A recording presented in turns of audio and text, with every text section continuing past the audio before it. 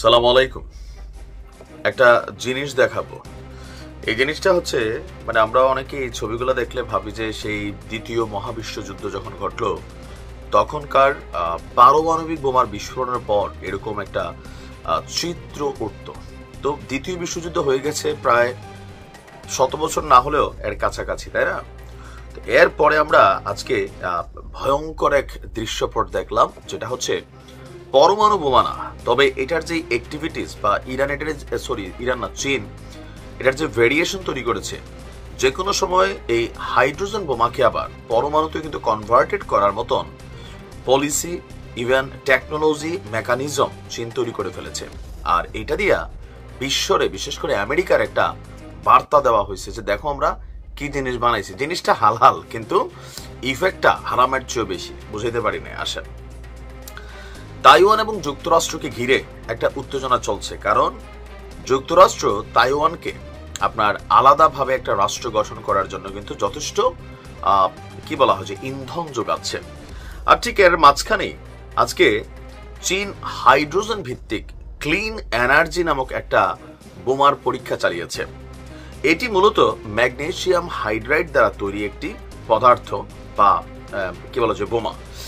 এই পরীক্ষা পরিচালনা করছে চীনের সামরিক বাহিনী পিপলস লিবারেশন আর্মি, এবং এর পেছনে কাজ করেছে চীনের রাষ্ট্রীয় সংস্থা আপনার চায়না স্টেট শিপবোর্ডিং কর্পোরেশনের 705 নম্বর গবেষণা ইনস্টিটিউট।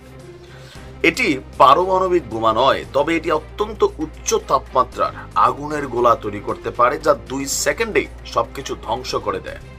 ফলে খোলা জায়গায় দাঁড়িয়ে থাকা সেনাদের দমন, রাস্তাঘাট বা সেতু, কালভার্ট, ব্রিজ ধ্বংস কিংবা একটি নির্দিষ্ট লক্ষ্যবস্তুতে সার্জিক্যাল হামলার জন্য এটি কার্যকর হতে পারে। বোমাটি একবার বিস্ফোরিত হলে এটি নিজেই একটি চক্রাকারে হাইড্রোজেন গ্যাস উৎপন্ন করে আগুন বাড়াতে থাকে, যার ফলে বিস্ফোরণের মাত্রা এবং প্রভাব একাধিক ধাপে বাড়তেই থাকে। চীনের গবেষকরা বলছেন এই বোমার তীব্রতা এতটাই বেশি যা অ্যালুমিনিয়ামের মতন যে ধাতব পদার্থগুলো আছে এগুলোকেও গলিয়ে পানির আকারে কনভার্ট করতে পারে। এখন এই পরিস্থিতিতে চীন পরমাণু অস্ত্র ছাড়াও কৌশলগত আঘাত হানার সক্ষমতা দেখিয়ে অবাক করে দিয়েছে বিশ্বকে, যেন আন্তর্জাতিক প্রতিক্রিয়াগুলো যারা তাইওয়ানের প্রতি ইন্ধন যোগাচ্ছে তাদেরকে একটা মেসেজ ক্রিয়েট করা। গবেষকরা বলছেন চীন এই বোমাকে ক্লিন এনার্জি অস্ত্র হিসাবে তুলে ধরলেও এর মূল লক্ষ্য হচ্ছে শত্রু ঘাঁটি ধ্বংস করা, কৌশলগত এলাকা দখল রোধ এবং প্রয়োজন হলে নির্দিষ্ট এলাকায় আগুনের আক্রমণও চালানো।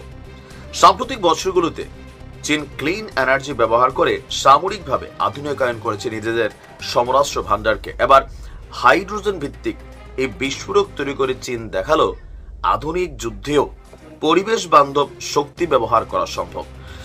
পরমাণু বোমা তো একদম সবকিছু মাটির লেভেলে মিশায়, বাট এটার ইফেক্টটা ডিফারেন্ট লেভেলে, কিন্তু সারা বিশ্বের কাছে, যেমন ধরেন রাশিয়া ইউক্রেন যুদ্ধে পুতিনের কাছে এই জিনিসটা নাই, থাকলে কিন্তু পুতিন কবেই ব্যবহার করে ফেলতো। কিন্তু পরমাণু মারলে সারা বিশ্বের কাছে আপনার জবাবদিহিতা থাকতে হবে, ক্লিন এনার্জি হিসেবে এটার সার্টিফিকেট হবে না, কিন্তু চীনারা এটা তৈরি করে ফেলছে।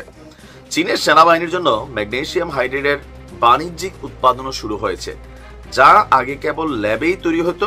এই বছর আপনার এখন 150 টন পর্যন্ত আপনার এই পদার্থটাকে উৎপাদন করার দাবি করেছে চীন।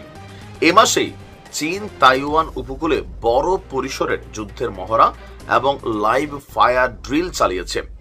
যুক্তরাষ্ট্র এটিকে ভয় দেখানো কৌশল হিসেবে অভিহিত করেছে। তারা বলছে তারা তাইওয়ানের পাশে থাকবে। এর মাঝখানে চীন স্পষ্ট বার্তা দিল শুধু পরমাণু বোমা নয়, যুদ্ধের আরো উন্নত বিকল্প কৌশলেও আগামী দিনের জন্য বা তৃতীয় বিশ্বযুদ্ধ হলেও প্রস্তুত চীন। অনেক দূর আগায় গেছে চীন, কিন্তু ভালো থাকুন।